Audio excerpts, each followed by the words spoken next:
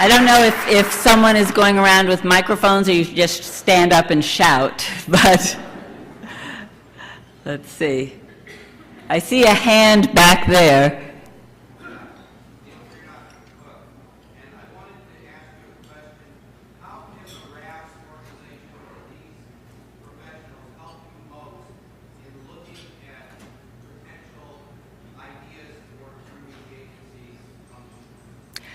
Well, we were talking about that some earlier when I met with the board. I think there are a number of very important ways. One is, as I said in my remarks, I really do think that this is a critical time to really raise the stature and visibility of regulatory science as a profession and the important work of regulatory professionals. Regulatory science is the key to translating all of the advances in science and technology that are available today, and in anticipating the advances of the future so that we can have meaningful products for those who need them. And it really has not been adequately supported. It needs, I think, to be embraced by academia, by industry, and the government as a very, very important part of the broader scientific enterprise. And we really need targeted investments. We really need to get the best and the brightest scientists to join us in our work. We need the medical and public health community also to embrace the important role of regulatory science. On the government side, regulatory scientists are viewed as cold-hearted bureaucrats. Within your organizations, regulatory scientists are probably viewed as not the cold-hearted bureaucrats exactly, but perhaps the reality patrol within the companies, you know, telling everyone why you can't do what you want to do, or why there's another set of forms that you have to fill out before you can go to the next step, whatever. So I think we need to get people to understand that actually we're the enablers. We are the people that can help realize the potential of modern science and technology. So that's one key thing that I think we can do together, is really raise the visibility and credibility of the regulatory profession. I think also the challenge of working together in a globalized world is enormous, and I was very, very excited to learn just how international RAPS is, and the opportunity to really look at strategies to harmonize across nations and regulatory systems, to really learn from each other's experience about what works and what doesn't, and how to leverage the best possible science to improve our regulatory systems, how to share information and actually share responsibility and accountability for important aspects of the regulatory process. So that's another key area that I think we can and should work on together. Any questions from this side of the room? Yes.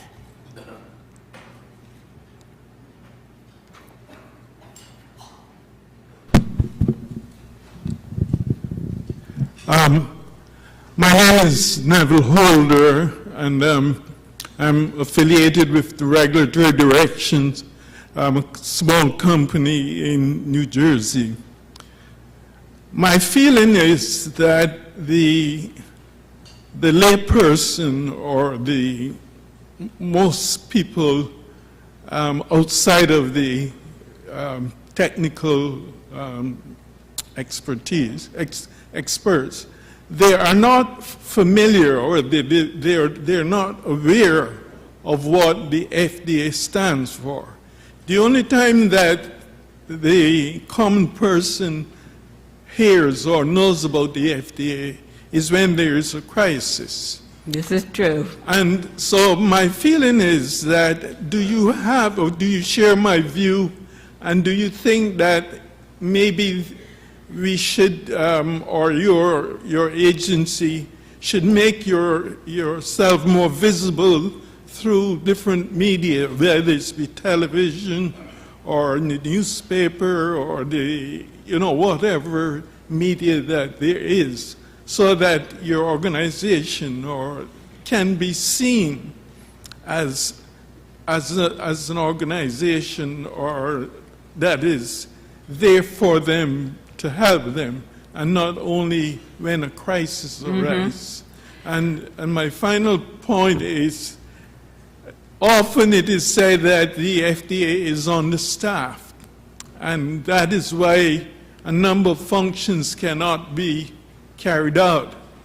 Do you anticipate expanding the FDA? Now, I know that people on the other side will say that there's going to be big government, but do you think that that now is the time for the FDA to expand its manpower and also to make itself more visible to the common person? Well, I think that you are a man of great insight. Your 2 points are two things that I think about a lot.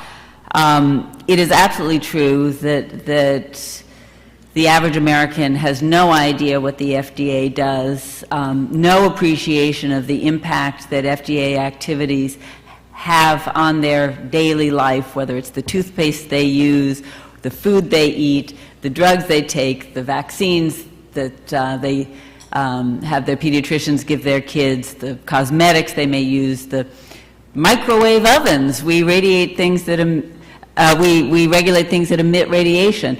The range of things is extraordinary. As I said, 25% of every consumer dollar is spent on things regulated by the FDA. If you think about it, you ought to care that it's an agency that's adequately funded to do its important work. We can't allow ourselves to be characterized only by when things go wrong, because the truth is that things go right every single day, and there's extraordinary work that happens within the FDA, and very important work that happens in partnership between the FDA and other entities, including organizations like this. And I think it's incumbent on me as the FDA Commissioner to make sure that we get out there more, that I speak on behalf of the FDA and its important issues, and speak on behalf of the broader issue of the importance of regulatory science and the regulatory profession. And it's something that I am committed to doing, and part of why I took this job, because I felt that the FDA had a story that hadn't been adequately told.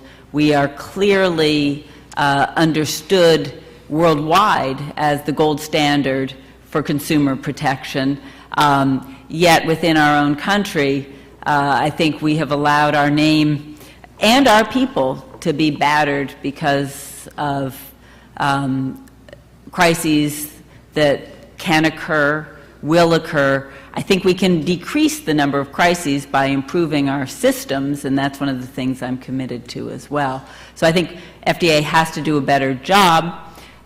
We have been stretched way too far. It's stunning to me how underfunded we have been and how stretched all of our staff and programs are. But we are getting some additional resources. Sometimes a crisis results in some action.